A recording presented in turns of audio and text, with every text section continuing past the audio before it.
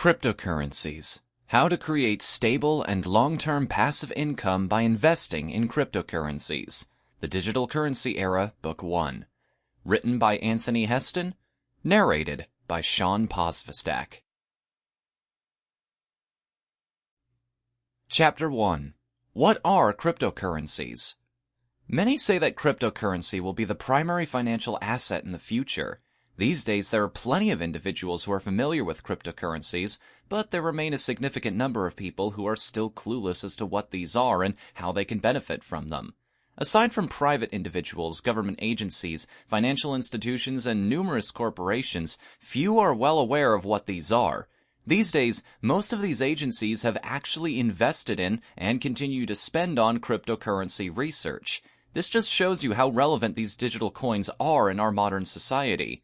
The thing about these digital financial assets is that not only have they sparked interest in people, but they have also grown to become potential threats for others, especially banks. For the rest who are still confused about this trend, this book was primarily written to explain what these new currencies are and how you can earn passive income by investing in them. The origin of cryptocurrencies. Were you aware of the fact that cryptocurrencies came to light because someone was looking for a complementary product to digital funds? We have had digital cash reserves available on the open web for quite some time. Cryptocurrencies were made to serve as their side products. The person who invented the first cryptocurrency, Bitcoin, was a man by the name of Satoshi Nakamoto.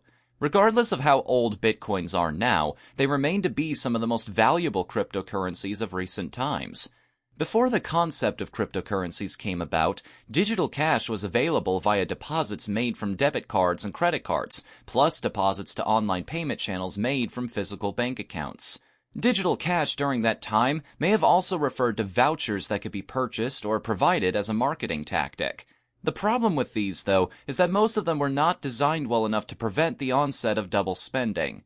The problem of double spending was what Bitcoins first addressed. These cryptocurrencies did not require any server, regulation, or authority. These relied on peer-to-peer networks as a means to ensure single spending. It is also to be noted that other attempts before Bitcoins failed miserably, thus making Bitcoins truly revolutionary. Aside from double spending, another issue that resulted in the creation of cryptocurrencies can be attributed to the failure of several third-party payment channels to provide a secure system that people can use to pay for things online. Considering that these channels are highly regulated, not to mention centralized in nature, and still they failed, Bitcoins were created to be independent of any central regulatory system and instead work on peer-to-peer trustworthiness as a foundation.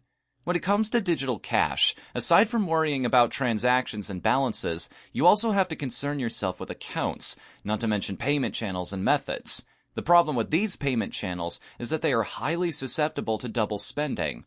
Up until now, efforts are still being made to resolve this conundrum, but until servers are assessed, this problem will continue to exist as it is the balance recording or monitoring agents that are responsible for the error.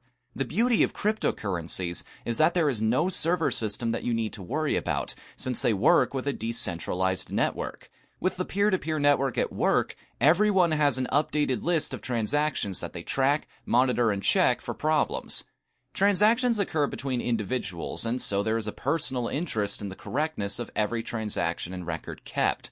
This is why errors like double spending are eliminated. On most occasions, you can expect all participants to reach an absolute consensus on the legitimacy of trades.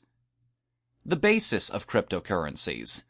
Here's an easy way to explain what cryptocurrencies are: a series of digital money that can be used to make purchases and similar transactions online.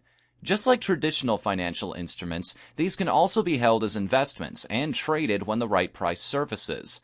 Upon face value, cryptocurrencies are not actually digital coins per se, but more of lines of code in a database. Changing these lines of code will not be easy, as there are several conditions that need to be satisfied before any editing access is granted. Weird as it may sound, the same concept applies to traditional currency, paper money, and coinage. In this case, the database is your bank account, and the money inside makes up the entries. There are specific conditions that need to be satisfied, identity verification, before you can access whatever is inside. Sample complete. Ready to continue?